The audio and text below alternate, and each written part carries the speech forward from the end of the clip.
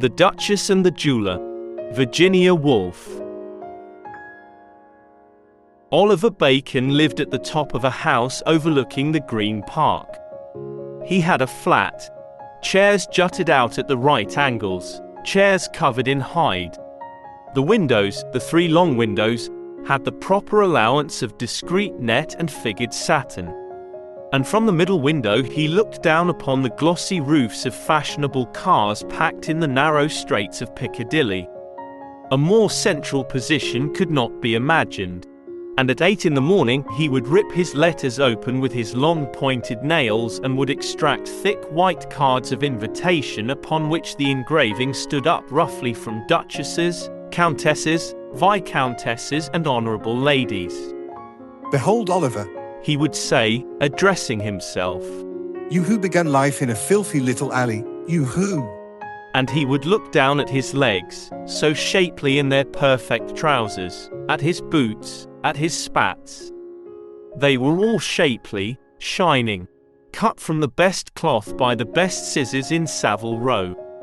But he dismantled himself often and became again a little boy in a dark alley.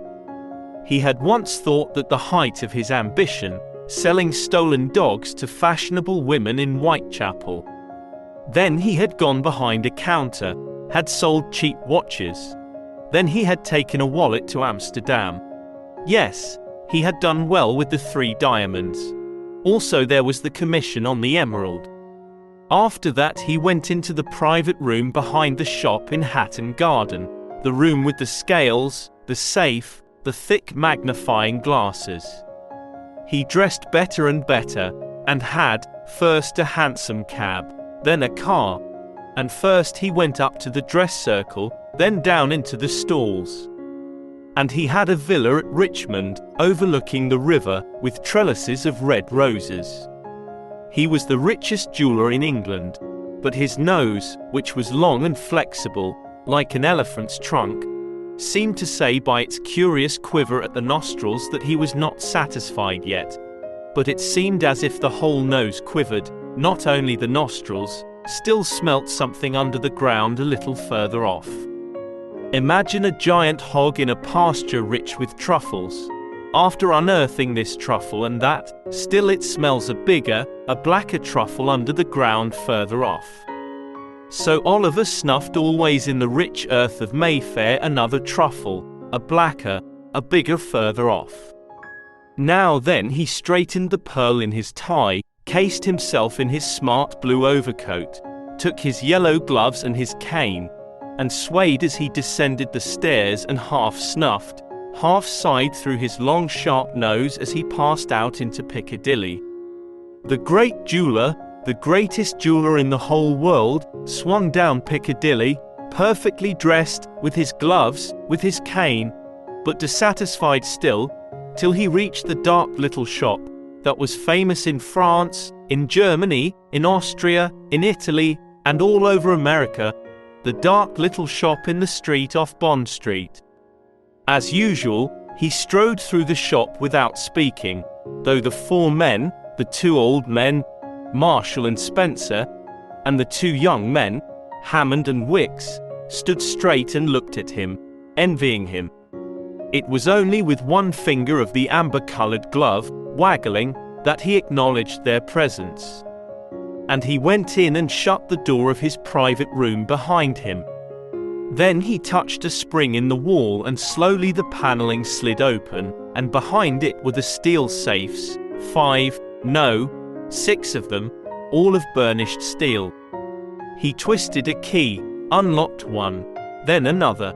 In each lay jewels, bracelets, necklaces, rings, tiaras, ducal coronets, loose stones in glass shells, rubies, emeralds, pearls, diamonds. All safe, shining, cool, yet burning, eternally, with their own compressed light.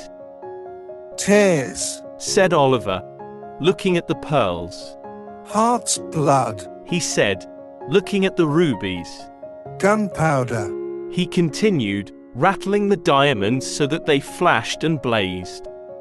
"Gunpowder enough to blow Mayfair, sky high, high, Hi. He threw his head back and made a sound like a horse neighing as he said it. The telephone buzzed obsequiously in a low muted voice on his table. He shut the safe. In 10 minutes. He said. Not before. And he sat down at his desk and looked at the heads of the Roman emperors that were graved on his sleeve links. The hands of the clock ticked on. 1, 2, 3, 4. The Duchess of Lambourne waited his pleasure.